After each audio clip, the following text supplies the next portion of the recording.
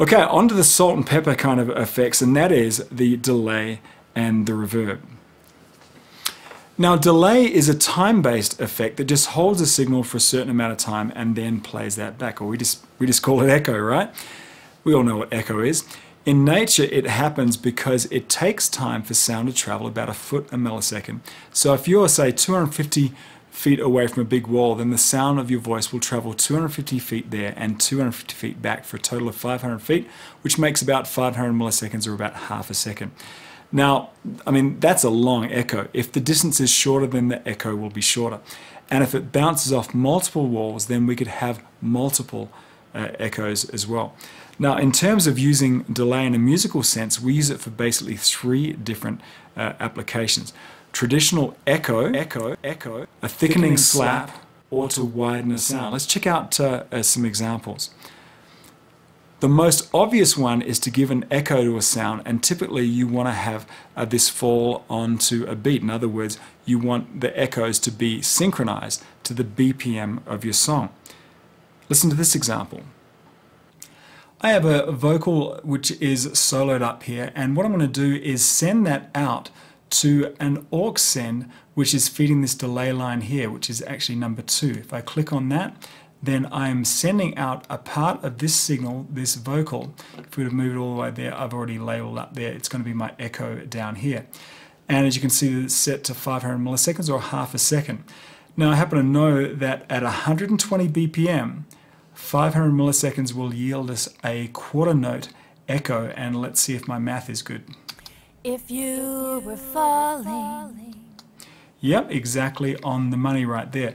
But here's the trick. Imagine someone came in and said, you know what, I think we'd like to change the tempo of that song slightly.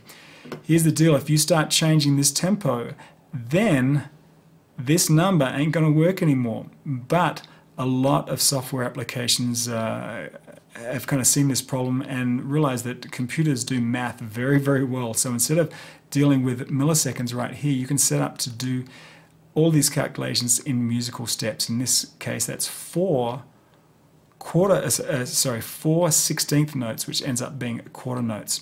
So that's why we're getting exact quarter notes. But here's the difference. If you set this up to musical steps, then if you make any changes here, this delay will just lock in time. Check it out. Let's do a little bit faster. Then I would catch you. Exactly on quarter notes. Let's bring it down. You need a light. You can see it's tracking perfectly. In fact, if we went back to milliseconds here, you can see that's worked out that quarter notes off of 103 BPM is actually 582 milliseconds. Now here's a BPM calculator to help work out exactly how many milliseconds you need to have your delays set so they'll fall exactly with the BPM in your song. In certain software recording solutions, you can actually set up your delays to the musical measures like quarter notes or eighth notes or whatever. Example, how many milliseconds in a quarter note delay at 120 BPM? Well, you work it out through here and it's about 500 milliseconds, or about half a second. An eighth note delay would be half of that, or 250 milliseconds. So the main parameter in a delay is the delay time, and then the feedback control, which controls how many echoes there are there. With the feedback set to 0, then you'd have 1 echo. And the further you turn the feedback to the right, the more echoes you'll have. So here's a good question. How would you route a delay effect? Using the insert method or an effects loop? Yeah, actually the best way to route a delay effect is through an effects loop, so that you can add differing amounts of delay to each channel by using the aux sends. Also, the second way to use delay is to just thicken up the sound with a very short delay, under 100 milliseconds. By having that very short delay, it has the effect of basically hearing 2 different voices rather than 1. Listen to an example of just a single voice. Gonna knock you right on the head. You better get yourself together. Pretty soon you're gonna be dead.